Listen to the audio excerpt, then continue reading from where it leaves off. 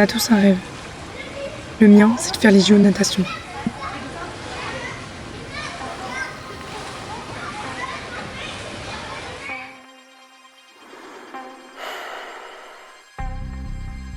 J'en ai rêvé depuis mes 7 ans. Pendant 9 ans, j'ai nagé entre 6 et 20 heures par semaine. Un travail tellement dur et acharné. J'avais la rage de gagner. Je me rongeais de stress, de pleurs, d'angoisse, de douleur. Je vivais. J'en avais aucun doute, je vivais.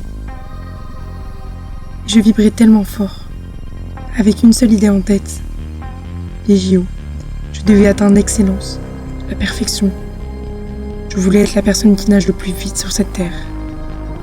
Je n'étais rien sans la natation. La routine, aller toujours plus vite.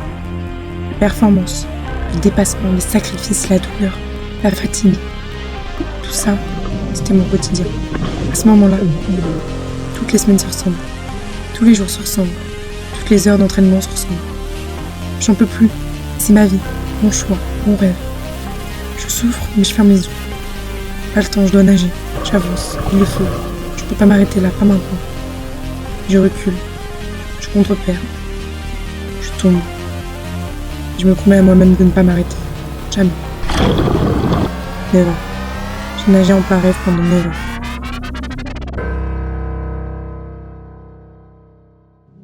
Puis le vide. D'un coup, comme ça. Le vide. La réalité me rattrape, me sort de ce rêve si profond, tellement brutalement. C'est le vide. Mon rêve s'est brisé et moi avec. Parce qu'avec le temps, on avait fusionné. Le vide était tellement grand que je suis tombée malade. Anxio-dépressive, le diagnostic est tombé. Sans rêve, sans espoir, sans raison de vivre. Le vide est là, plus intense que jamais. Sous mes dogs, je plane. Je pleure, j'angoisse. Encore et encore et encore. Je me sens submergée. Le vide.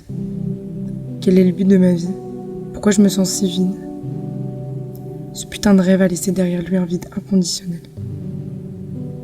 Le rêve, l'idéal de notre vie que l'on construit de toutes pièces. Mais c'est irréel, ça n'existe pas.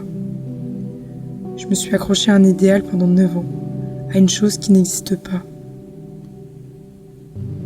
Et je suis tombée. Un espoir de toute une vie réduit à néant. Comme si la vie m'avait envoyé des signes pour me dire de m'accrocher et de sortir de là que j'étais réellement en train de couler. Couler dans un rêve devenu un cauchemar.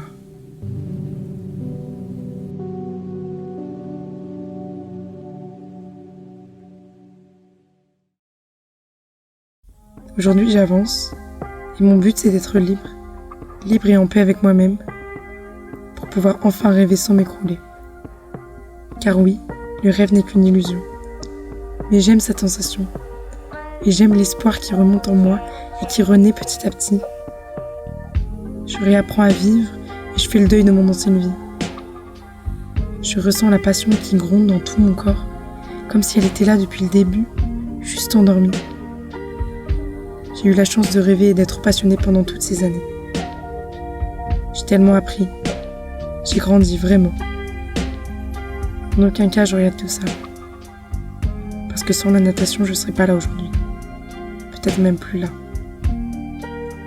Et puis au final, je finis par me dire que réaliser son rêve, c'est peut-être un peu le briser. Maintenant, il faut que je réapprenne à rêver. Mais aussi que je sache me rattraper avant de couler.